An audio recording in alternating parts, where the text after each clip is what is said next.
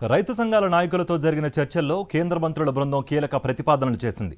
ప్రభుత్వ ఏజెన్సీల ద్వారా రైతులు పండించిన పంట మొత్తాన్ని కనీస మద్దతు ధరకు కొనుగోలు చేస్తామని వివరించింది.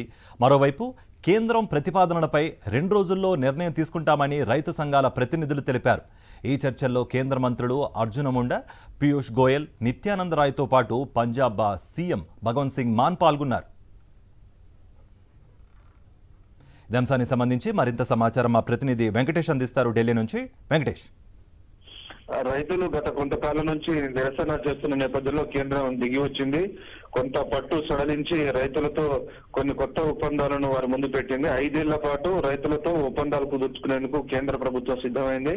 ప్రధానంగా మొక్కజొన్న, పప్పు ధాన్యాలు, పత్తి, ఈ 3 క్రాప్లకు సంబంధించి కమర్షియల్ క్రాప్స్. సో ఈ కమర్షియల్ క్రాప్స్ సంబంధించి కనీస మద్దతు ధర ఇచ్చేటట్టుగా గ్యారంటీగా రైతులు అలాగే ప్రభుత్వ ఏజెన్సీలు, నాఫెడ్ గానీ, ఎన్సీసీఆర్ లాంటి ప్రభుత్వ ఏజెన్సీలు, ప్రొక్యూర్మెంట్ ఏజెన్సీస్ వాటితో కలిసి రైతులు ఒప్పందం చేసుకోవాల్సి ఉంటుంది. సో లీగల్ అగ్రిమెంట్ ఉంది కాబట్టి లీగల్ అగ్రిమెంట్ లో ఎంతైతే ధర కోట్ చేస్తారో ఆ ధర మేరకు 5 ఏళ్ల పాటు ఖచ్చితంగా ప్రభుత్వం కొనుగోలు చేయాల్సి ఉంటుంది. సో అటువంటి ఒప్పందానికి తాము సిద్ధంగా ఉన్నట్టుగా కేంద్ర ప్రభుత్వం ఒక కొత్త ప్రపోజల్ పెట్టింది. సో ఆ ప్రపోజల్ పైన రైతులు కూడా కొంత మెత్తబడ్డట్టు తెలిసింది. సో ఆ నేపథ్యంలో ప్రస్తుతానికి తాము చేస్తున్నటువంటి నిరసనను కొంత నిలిపేశారు.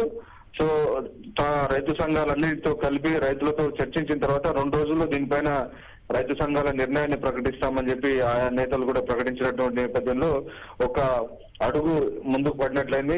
చర్చల్లో గత 4-5 రోజుల నుంచి ఒక ప్రతిష్టంభన నెలకొంది. సో ఆ ప్రతిష్టంభన వీడి కొంత ఈ చర్చల్లో పురోగతి కనబడుతుంది. ఖచ్చితంగా రైతులతో ఒప్పందం చేసుకుంటే అది ఒక లీగల్ అగ్రిమెంట్ గా ఉంటుంది, లీగల్ గ్యారెంటీ ఉంటుంది. కాబట్టి ఆ మేరకు కేంద్ర ప్రభుత్వ ఏజెన్సీలైన నాఫెడ్ గానీ, ఎన్సీసీఆర్ డెఫినెట్ గా పప్పు ధాన్యాలు, కందిపప్పు గానీ, అలాగే పెసరపప్పు, ఇలాంటి పప్పు ధాన్యాలు గానీ, అలాగే మొక్కజొన్న, పత్తి, ఈ క్రాప్లకు సంబంధించినటువంటి పంటలు తప్పనిసరిగా కేంద్ర ప్రభుత్వం మినిమం సపోర్ట్ ప్రైస్ ఇవ్వాల్సి ఉంటుంది.